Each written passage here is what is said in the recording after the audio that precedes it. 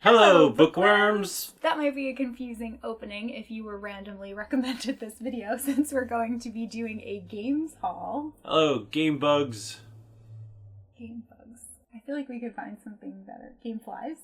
That's a company. Oh, it is? Yeah. Oh, wow. Okay. Well, they had a good idea. Okay, so a lot of people have asked me if I would do a board game collection video or a video game collection video, and I do want to do those, but I thought it would be fun to start doing game haul videos. So I think Andrew and I are going to be doing these quarterly, which is news to him. I'm just telling you. I woke up to this. This is him now.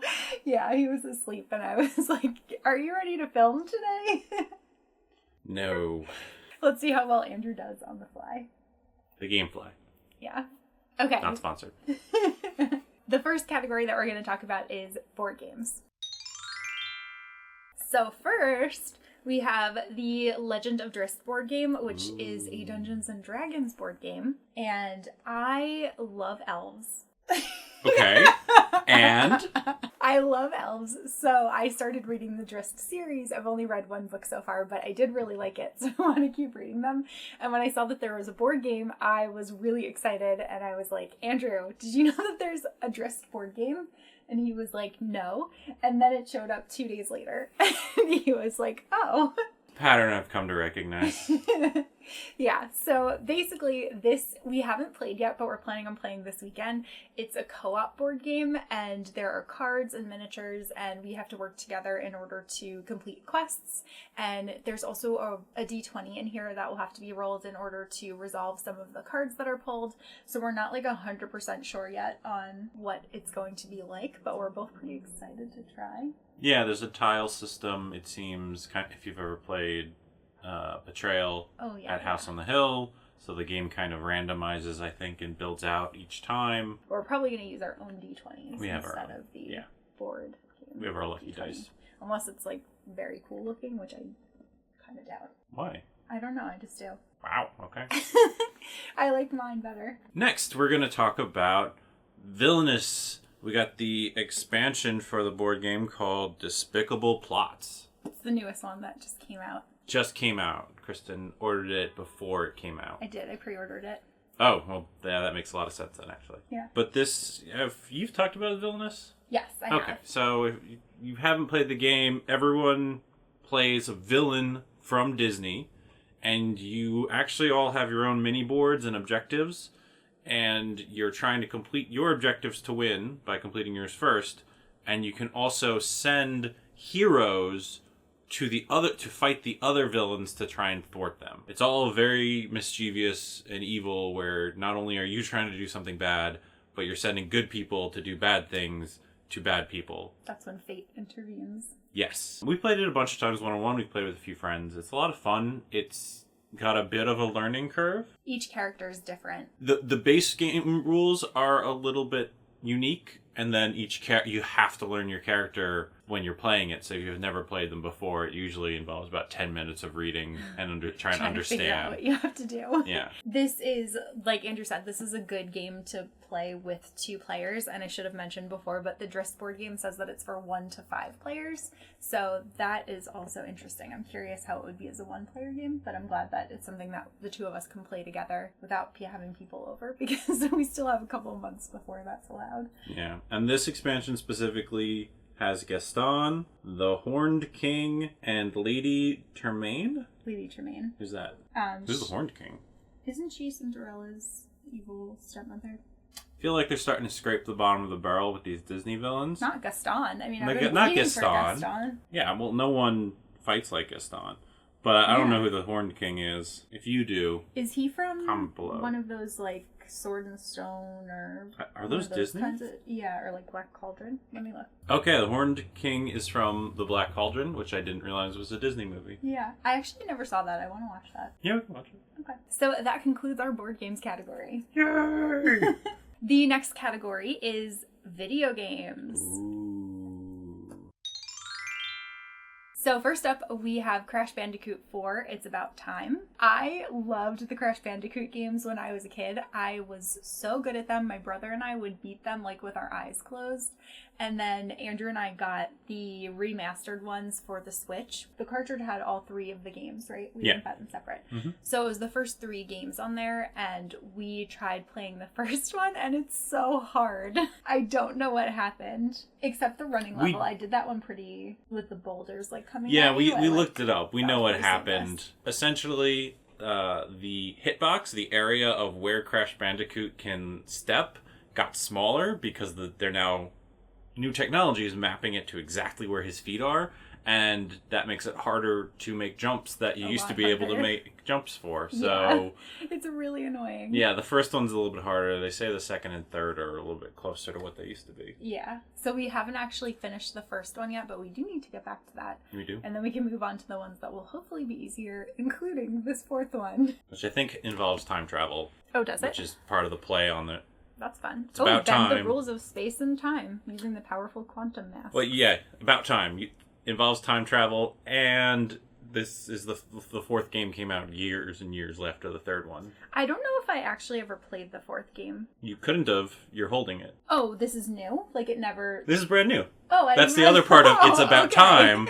It's been like 10 plus years since they made a game. That's funny. So it's about time that they came out with another one. I definitely played the first 3. That makes me feel better. Our next game is Captain Toad Treasure Tracker for the Switch. This is a port, technically. This came out for the Wii U, but as with most games that came out with the Wii U, it's now on the Switch, but it includes, I think, all the DLC and things that came out for it on the Wii U. And I played it a little bit on the Wii U, and it's a really fun puzzle platformer where you play Captain Toad and you walk around these 3D mini world where you have to, like, solve little puzzles to find stars. Ooh, collecting. Yes, there's collecting, and the puzzles, as the game progresses, they get more difficult. You have to do it in a very specific way, otherwise you can't get all 3 stars in a level. And then I think if you scan the Toad Amiibo that we have, there's an extra collectible per level. Oh, fun. But it's a really cute, fun game. You actually can, like, spin the level to look at it from all angles, so that's part of the gameplay. Like, you might be like wondering where that star is, and you actually have to like flip it upside down and see, oh, it's on the bottom, I have to get there somehow. Wow. So yeah, I like this game a lot. And you can also play as Toadette. There's some type of 2-player mode on the Switch. That's probably what we'll do. Yeah. Okay. Next game is also a Nintendo game, and that is Super Mario World 3D and Bowser's Fury, which is 2 games. I think it's like furry, like almost like the word furry, because like there's a cat theme. Yeah, there's a cat theme in these games. So Super Mario 3D World, that came out for Wii U. I think that was Wii U as well. Yeah. I never actually played that game, but I did go to Times Square when they had the release of it, and I got to do like the real life board that they had set up, which was fun. Oh, that's cool. I saw that. Yeah. So I don't know why did I have a Wii U? Maybe I didn't have a Wii U, that's why I didn't play it. Not until we got one, yeah. Yeah. But I really like all Mario Nintendo games, so this was pretty, like, as soon as it came out, we were like, obviously, we're going to get that. Yeah, and you can play up to 4 people. You can be Peach. Mm-hmm. I think you can unlock Rosalina, but it's one of those things where you have to, like, beat the entire game before you can do that. And then the Switch version has some bonus content, Bowser's Fury, which I think you'll like, has some kind of Mario Bowser kaiju battle. Ooh, fun. Yeah, I don't know really how that works because I didn't Pacific look it up. Rim. Like giant monsters fighting, yeah. Awesome. Our next game is Hades for the Nintendo Switch, although you can get it on a couple of different platforms at this point. And Hades is a game I've actually been playing on the computer, and Kristen got interested in, so we got it for the Switch. Mm-hmm. It's a roguelite or roguelike, I don't remember which one, where you are playing Zagreus, the son of Hades, and you're trying to escape hell. It's not as dark as it sounds. It's actually extremely humorous. He basically is kind of the rebellious son, and he, without going into too much of the story, he wants to get out of hell and get to the surface. You start in the House of Hades, and you start working your way from the lower levels of hell up. Everything is randomized every time you do it, and when you die, you get sent back. But you get rewards for the things you collect when you try to escape, so you get a little bit more powerful every time you go through, and it changes each time. And you're also rewarded by interacting with all of these characters from Greek myths and legends. So, of course, there's Hades. I like emo Orpheus. Orpheus is in it. You are being helped throughout the game by being given gifts of power from the different Olympian gods who are trying to help you get out too, because you're like a nephew or cousin to a lot of them. So they're like, yeah, I'm Zeus. Here's some lightning. I hope you get out. And you don't get to keep those when you lose a run, but then each time you go, you have a different random chance of getting these boons. It was also really fun when Andrew was playing because he would be telling me like things that were happening and I would be like, oh, I bet it's this person. And he'd be like, I don't know yet. And then he would come back and be like, yep, it was that person. And then like narrating, he's like, I don't know who's narrating. And I was like, I bet it's this god. And you were like, I don't know. And then later you were like, yep. Yeah, that person. There is a nameless narrator. I'm not sure if it's been revealed when I've played it yet who it is. The dialogue's all very funny and entertaining. The story's interesting.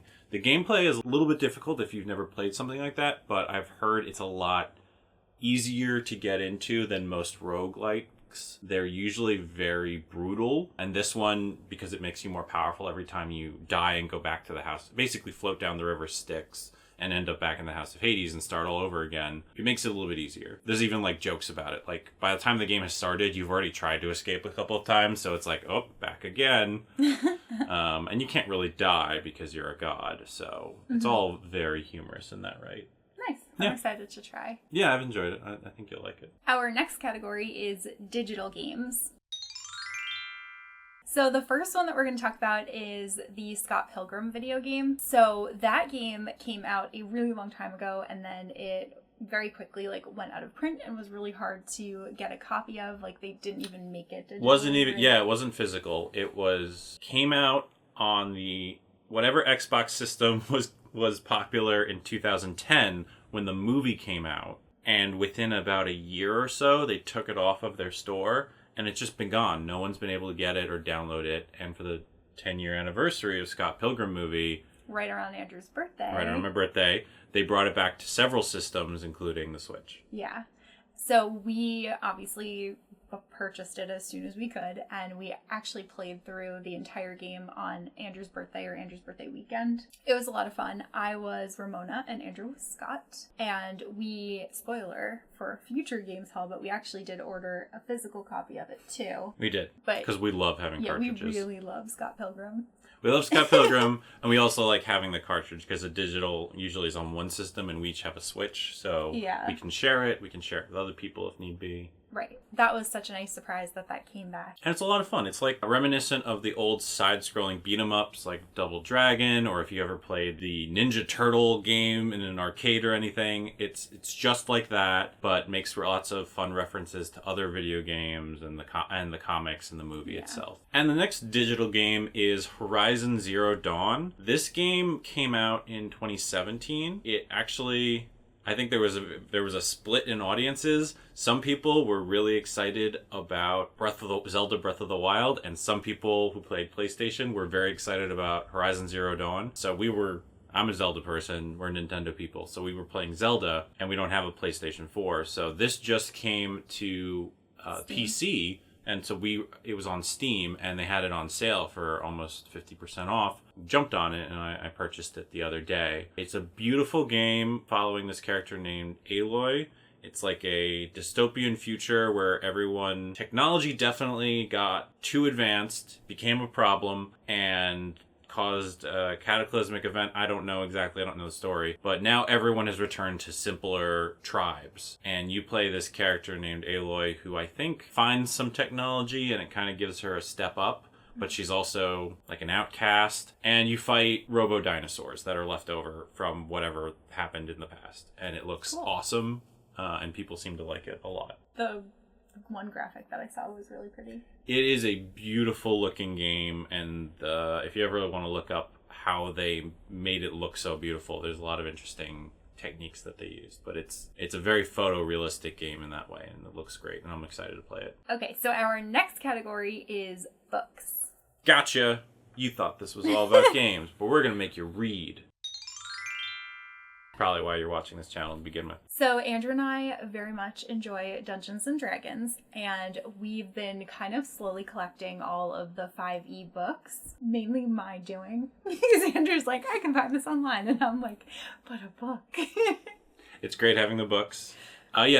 So when they made the 5th edition of Dungeons and Dragons and kind of revamped the game years ago, they've come up with lots of expansions, some of which are just books about spells and new types of characters you can play and new things to introduce. But some of them, like I think the 3 that we're about to show, are what are called modules, where they're entire campaigns that you can play or you can break up and use. And then there are other ones that are just like kind of expansion rule books. And then there are rule book expansions and such. And a lot of these you can buy digitally, but we like books. We like books. Okay, so the first one is actually the newest release, and that is Candlekeep Mysteries. Ooh. I thought this looked so cool, so I pre-ordered it. And then when it arrived, I was even more excited to find out that Candlekeep is a library. Read the back quickly. I think it's like a magical library something, and all the missions revolve around being at or working for this library, I think. Yeah. And they describe most of the different missions as mysteries, I think. They do. They're all Candlekeep Mysteries. Yeah, so I guess it'll be kind of you have to solve something while you're fighting and doing whatever you're doing. So I'm very excited about this one. I'm debating whether I'm going to read it or if I should let Andrew have us actually play in one of these places first. I might spoil myself. Yeah, that's the tricky part about these modules. They're really designed for the dungeon master to use. So if you read them for fun, you kind of know what's going to happen. And of course, a DM can always mix up the game and change things on you. I've also not read these yet because part of me wants to play them. Yeah. But I probably will read them and end up DMing at some point. Yeah. And this module actually is good for levels 1 all the way up to 16. Our next D&D book is Explorer's Guide to Wildmount. And this actually isn't a module like we were just saying. This is another type of book, which is a campaign setting. There aren't specific missions in this, but it describes an entire world that you can then decide to place your characters and story in. Mm-hmm. It tells you about towns, economy, social interactions, wars, creatures, all these different things that are going on. And this one, Wildmount, is actually the world that Critical Role Campaign 2 is set in. So this was created by, or in conjunction with the Critical Role people. Matt Mercer is the creator of that world, so I'm sure he was heavily involved, or wrote this entire book, possibly. Yeah.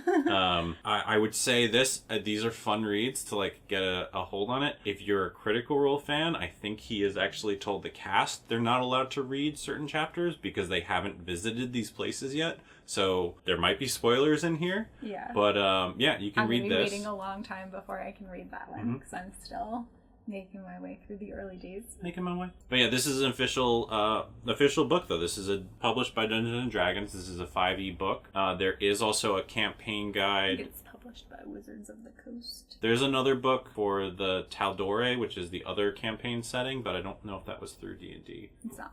But we bought that a while ago, so it's not in this haul. And I'm not going to pull it out, but all these books have beautiful maps in the back, which, might make them worth getting. Yeah. Just for that reason. But you gotta buy the book to see it. Yeah. And the last D&D book that we have is Ghosts of the Saltmarsh. This one is one of the modules, and I pretty much am drawn to any of the ones that look a little bit on like the spooky side. So I saw the cover and was like, all right, this is our next D&D book. This one takes place in a like fishing village, and there's spooky things happening. There's dark magic. There's drowned sailors. Looks like there could potentially be like a kraken or something in the sea there. Yeah, I assume this one has a lot of ocean-based things going on. Yeah. So this one is like a nautical campaign setting, and it says that it's good for players who are levels 1 through 12. So thus concludes our book section. The next category is Other. Huh? The first thing in our Other category is this statue. I don't know what to call it. Yeah. Statue of Majora's Mask from the similarly named Legend of Zelda Majora's Mask that came out on N64. Kristen got me this. They're by First Four Figures, I think.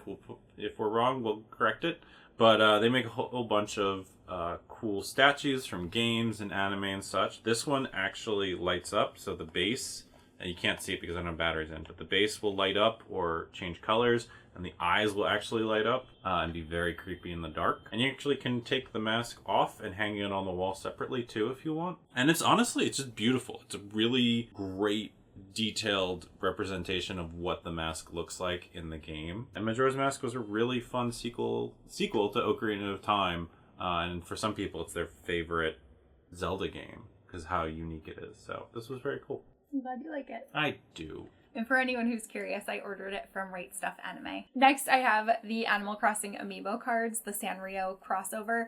These were previously released, and then they were re-released, and actually for the first time in America just recently. They were exclusive to Target. They came out on March 26th, and the release for them was a complete disaster, and there was supposed to be a limit of 2 per person, but scalpers bought tons of them. They sold out within minutes. There were lines at Target stores before the store even opened, and they were already on eBay for like $350, 10 minutes into the release day. It's a real scalper problem. Yeah, so I ordered ones from Etsy because I needed to have them, and this was my only option. I wasn't going to pay $300 for real cards. So I got these ones, and they work perfectly, and I'm really pleased with them. It would be great if physical things like this that are in high demand, if they could make some type more. Or make a digital version that you can buy, because the purpose of these is you scan them and get things in Animal Crossing on the Switch. Right.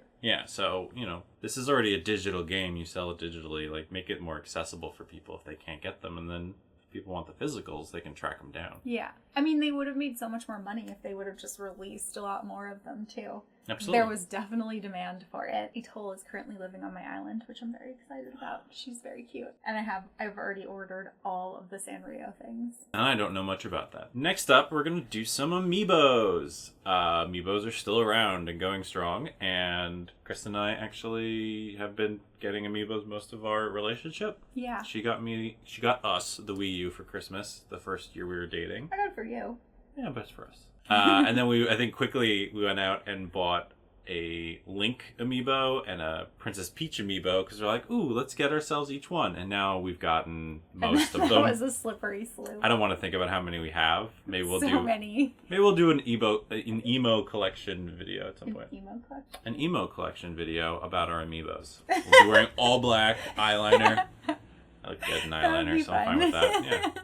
But recently, due to, the craze of Animal Crossing, how much Kristen likes them, we got a Mabel and Timmy and Tommy Amiibo from Animal Crossing. I don't think these are new. I think they came out years ago for Animal Crossing on 3DS because the 3DS could interact with Amiibos. If you had one of the original 3DSs, you could buy an attachment. If you bought the new 3DS, the scanner was built in. Oh, nice. So I think my 3DS but mine was too old. Yeah, but you could just put your cartridge in that and then do it. We haven't played our 3DSs in a while. Obviously, yeah. These are more for collecting purposes, and they are really fun. So you get Timmy and Tommy and Mabel. You could probably scan these with... yeah, you can invite them to Harv's Island.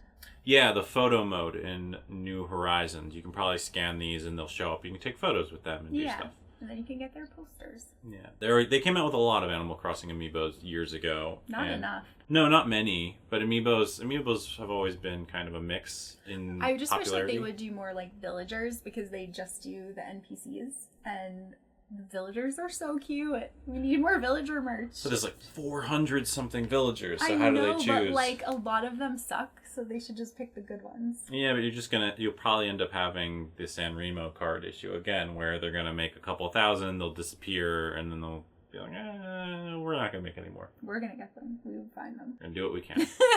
But so we got Mabel and Timmy and Tommy. Yay! And then other Amiibos. We got Cat Mario and Cat Peach. I actually showed the Cat Peach one off in my last Bright Side video as one of my favorites because I think this is the cutest little outfit. These ones were released with Super Mario World 3D and Bowser's Fury. So, yeah, these are new. Yeah, we obviously were like, well, those are being added to our collection, our never-ending Amiibo collection. Yeah, we don't have too many Mario Amiibos. No It's way. like 6 There's so many. We probably have more. We probably have the most of Link, though. There's a lot of Link amiibos, that's true. But they're all different, so... They're all from the different games. They're all different Links. And then lastly, we just got 2 puzzles to do. I really like Jigsaw puzzles. Andrew kind of likes Jigsaw puzzles. I like puzzles. I enjoy them differently at a different pace than Kristen does. I like getting them done. Yes. So once we've started, we're not supposed to stop. No matter what. That's the correct way to do puzzles. No, I like doing them slowly over time. We just don't have a lot of space. Yeah. We still have a completed puzzle sitting on our kitchen counter. So both of these are by an artist that I really like called Michael Stories. This one is larger. This one's 1,000 piece, and it has like cherry blossoms, and it's on Park Avenue in New York City. And then this one is going to be an easier one. It's only 300 pieces, I think. Yeah. It's 300 pieces, and it's a Japanese tea garden. So these just looked really like bright and fun and cute, and I'm looking forward to doing these. These have a lot of repeating patterns, so they're going to be a bit of a pain. Well, that one for sure, because it's 1,000, but this one's only 300. I don't think that we'll have any trouble with that. I'll do that one, you do this one. No, we do them together. So that is our gaming haul. I hope that you enjoyed that we are kind of like putting every game thing together instead of making separate videos. I thought it made more sense. And it's also fun to have Andrew as a guest. Thanks. It's fun to be here. Yeah. And speaking of games... I mean, I'm always here. I'm usually like... That's true. He's usually just over there. Over there. But speaking of games, Andrew is actually posting on his gaming channel again. You want to talk about that? Oh, sure. I've actually started streaming over at twitch.tv/SilverGallagher, which is my Twitter name, but it's also my Twitch name now. So I'm streaming over there. I stream with our friend Kelly sometimes, so sometimes I'm playing with her. And some of the stuff that she and I have been doing, I've been editing together and putting on our YouTube channel, Team Silverspace, which we've talked about in the past, and I think is linked to this channel somewhere. Yeah. So you can go, if you want to go check it out. We just played some Portal 2 co-op together, and we've also played some Overcooked 2, and we'll probably do more stuff in the future. Or you can follow us on Twitch and check those out get notifications when we go live. I usually do that at night sometimes. No real schedule yet, but it's fun. Yeah. So let us know what you've been playing lately, or if you've played anything that we have mentioned. And let us know if you're caught up in the D&D craze like us and are buying books that you don't need necessarily, and lots of dice. Yeah. Lots of dice. Lots of dice. So that's all that we have for this video, and we will see you guys soon in a new one. Bye. Bye.